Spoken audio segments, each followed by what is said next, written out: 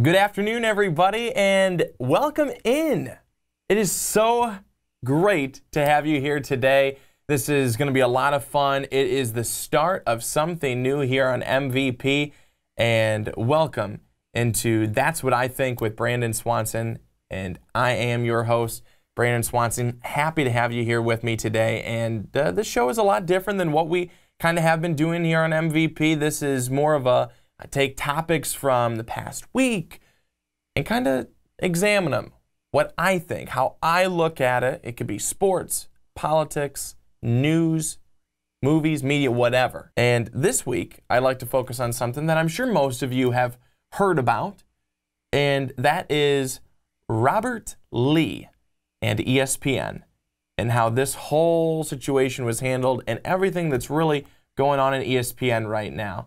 So I'd like to read you something first. We'll just kick it right off. When ESPN's Charlotte, North Carolina production team consulted with Robert Lee, the play-by-play voice, about calling the University of Virginia's football opener, he expressed some personal trepidation about the assignment, and in quotes, expressed some personal trepidation about the assignment, end quote.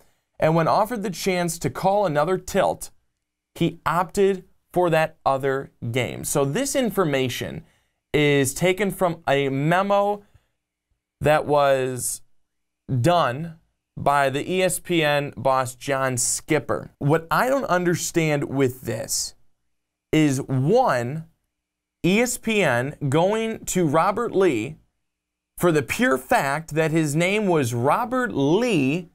I understand what had just happened with Charlottesville. Terrible. Absolutely sickening acts by these people. But you go to a guy with a name common that anyone else in the world could have. Not his fault he has the name of Robert Lee. I mean, let's be honest here.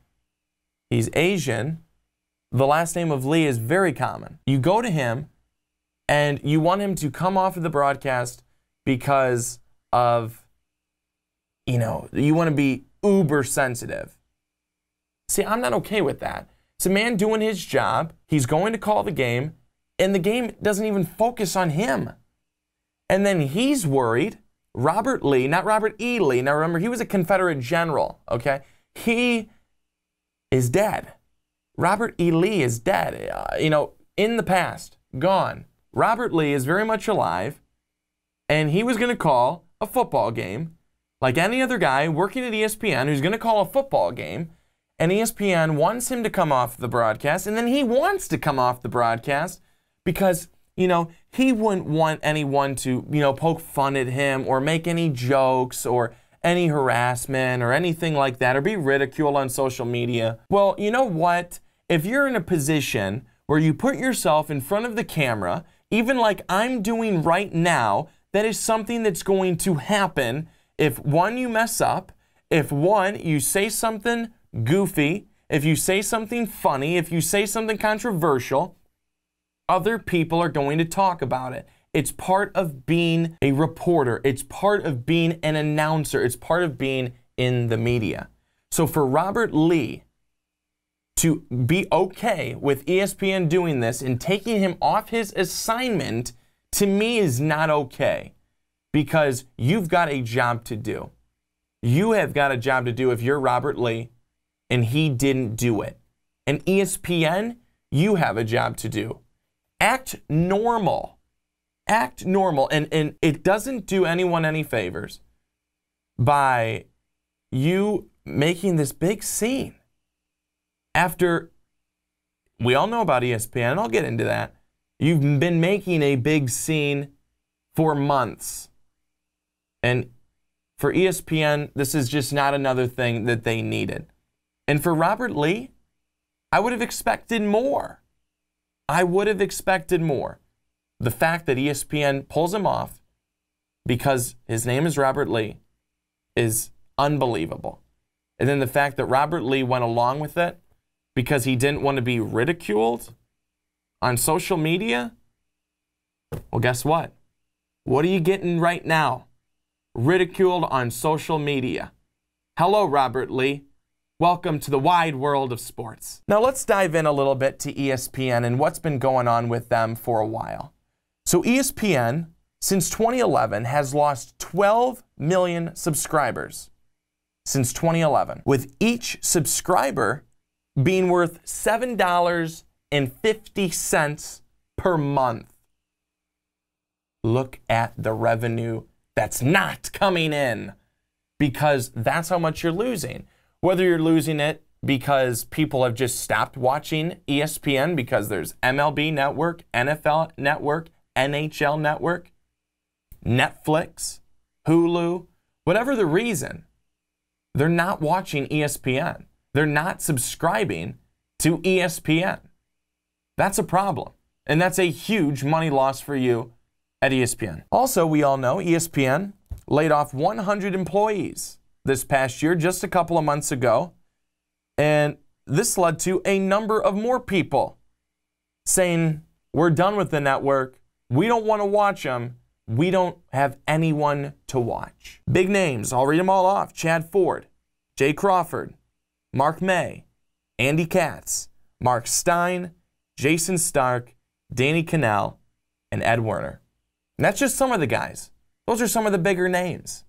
These guys have been staples at ESPN for a long time. I understand what ESPN has to do, but what should they be doing? They should be focusing more, or should have been focusing more, on how do we keep these subscribers? How do we do a better job of getting into their homes? Let's see. Maybe we should have livened up and freshened up our programming maybe a couple years back, instead of now trying to, in a very, very minuscule way, start to make your program fresh again. Well, it's too little too late at this point. Because right now, ESPN, I'll tell you, the only way that I'm usually going to ESPN is if I'm going there for a game, whether it be a Monday Night Football game, whether it be a Monday Night Baseball game, Wednesday Night Baseball game, maybe. That's where I'm catching it. That's where I'm going to ESPN. When I was younger, I can tell you, when I was younger, I was going to ESPN every day. Every morning ESPN was on. Afternoon ESPN was on. But guess what? Remember who they had then? Colin Cowherd.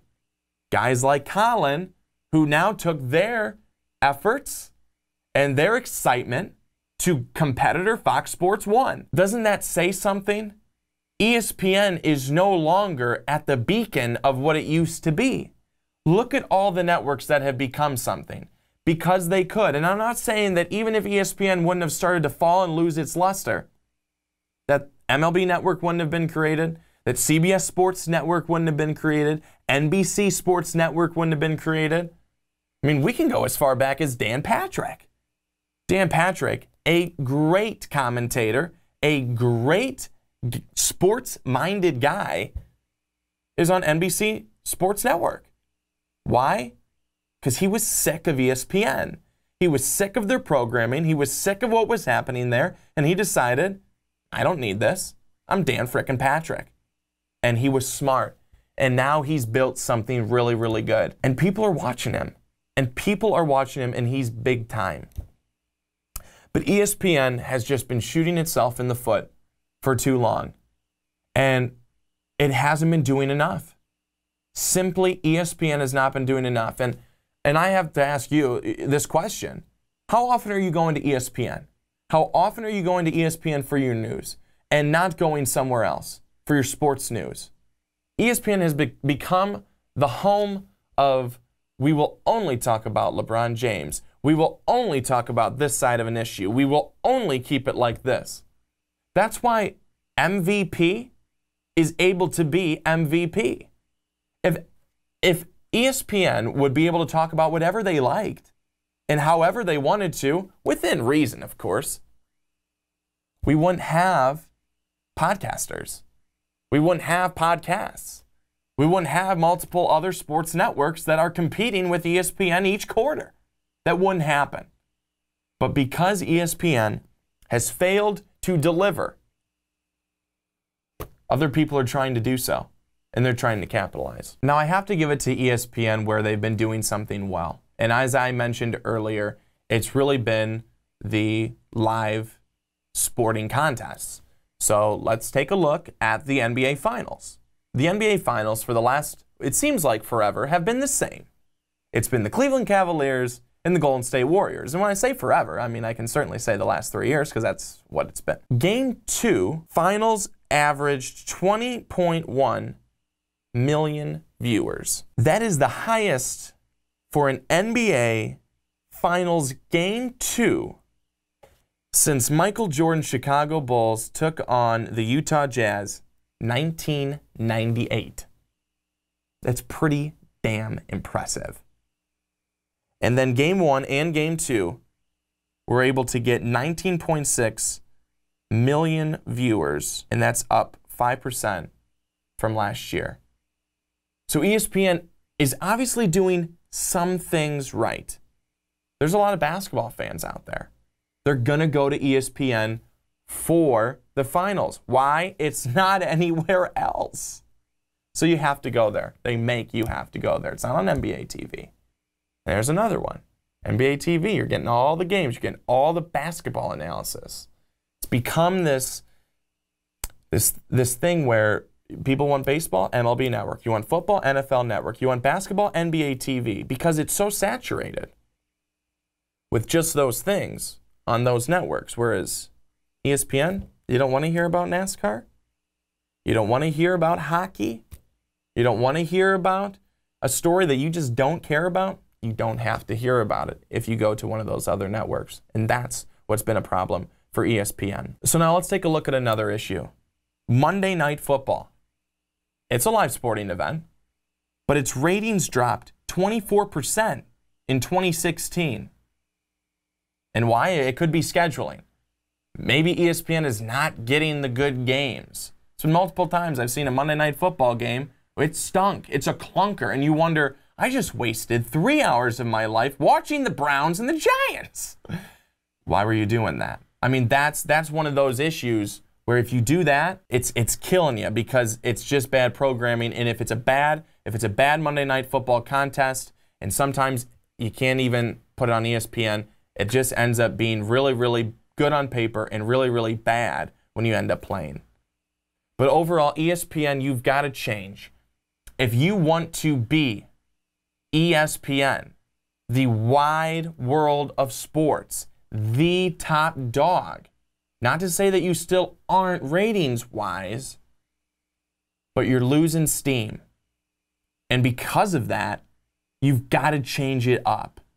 And you cannot talk about LeBron James 24/7. I have nothing against LeBron James. I truly don't. He's a great player. He has made every team that he's on that much better. But so have a lot of other guys. The focus has to be elsewhere. Can't be on the same guy. Can't be on the same team. People will get sick of it and they will leave. And ESPN, if you're listening, if you're watching, take part of this to heart. Because really, I'm not the only one out there that thinks this. There's many others. And I hope that they'll be commenting down below. Please let me know, what are your thoughts? I really want to hear what you guys have to say about this same topic, same issue. And also, let me know if you have any thoughts, topics, ideas for next week. Always, as I said, when we previewed this a couple of weeks ago, is as much as I love to talk about things as well, I would love to hear what you want to talk about, want to have me talk about, any issues, thoughts, anything like that. I'm happy to take a look at them, happy to talk about them. Thank you so much for watching Week 1. That's what I think with Brandon Swanson. So long, everybody.